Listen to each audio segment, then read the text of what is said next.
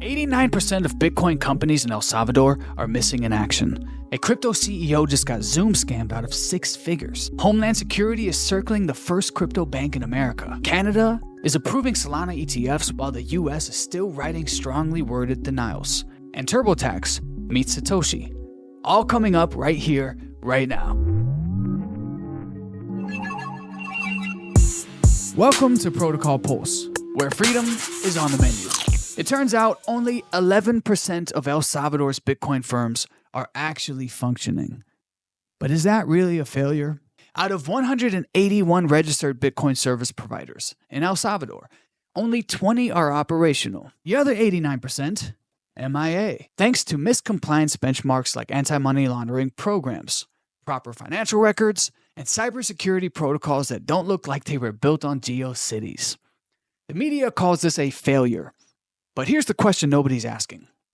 Why are small Bitcoin startups held to stricter standards than legacy banks that blew up the global economy twice? Maybe it's not that these companies failed. Maybe they opted out of playing a rigged game and are just a tad bit early. Up next, Zoom scammer walks off with $100,000 in crypto. Everyone else walks away with a lesson. Jake Gallon, CEO of Emblem Vault, just lost over $100,000 in Bitcoin and ETH after getting Zoom hustled by someone pretending to be a YouTube influencer. Mid-call, the scammer tricked Gallon into granting remote access to his computer. It's 2025. And there's still people out there giving screen control to strangers on the internet, like it's tech support from the 2000s. Security tip. If someone on Zoom asks for control of your desktop, say no. Unless it's Hal Finney. Then yeah, let him have it.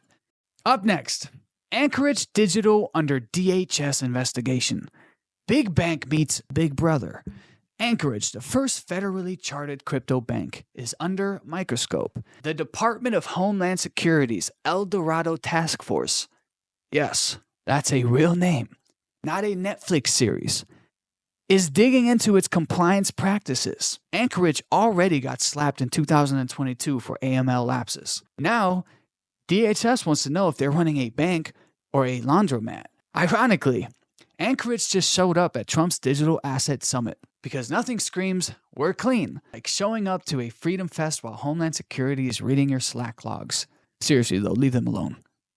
Why don't we apply the same level of scrutiny to all of these USAID agencies that are spending literal tax dollars? Up next, Strive tells Intuit, drop the anti-Bitcoin bias or get left behind. Matt Cole, CEO of Strive Asset Management, just penned a spicy open letter to Intuit, calling out their anti-Bitcoin bias after MailChimp booted Bitcoin content off of their platform. Cole's solution? Add Bitcoin to Intuit's treasury as a hedge against AI-wrecking legacy finance products like TurboTax. After Strive got GameStop to add Bitcoin, you'd think companies would start listening. But no, legacy firms are still treating Bitcoin like it's an internet fad instead of a financial fire escape. Up next, EOS is dead. Long live Vaulta.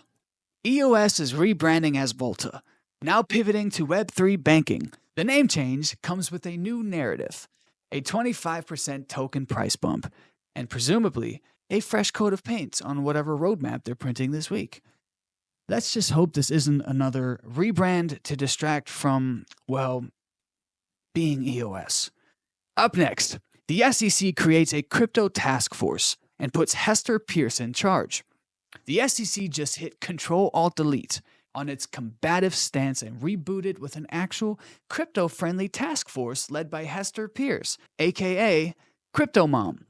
This could mark the end of regulation by gut feeling and the start of adult conversations. It's early, but the SEC is turning from hammer to handshake.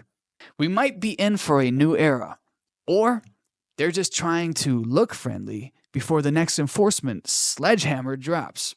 Real ID, CBDC, I don't know. Stay tuned. Up next, Canada greenlights spot Solana ETFs with staking. US still can't spell ETF.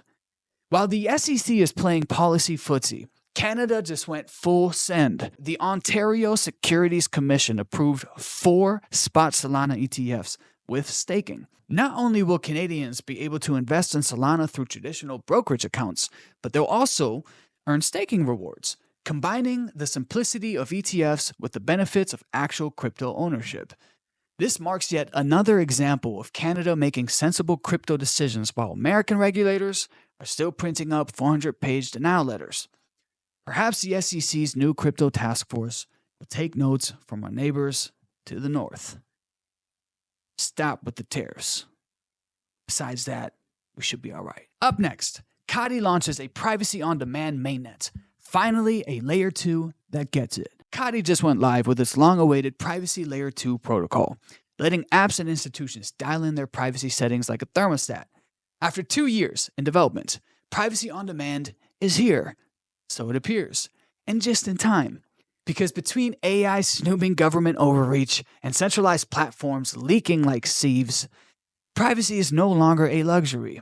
It's a survival mechanism. Your move, Ethereum. So what did we learn today? That 89% of El Salvador's Bitcoin firms might be too decentralized to comply. That Zoom scams are still a thing in the age of quantum chips. And that the SEC might be growing a conscience. And Canada's out here making the US look like we're still in Web 1. Hopefully that'll change under this administration. But the war for financial freedom isn't won in headlines. It's fought for in quiet decisions.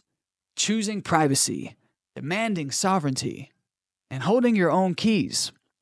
The future will be decentralized or dystopian. There is no middle ground. Stay alert, stay loud, stay sovereign, and slap a banker.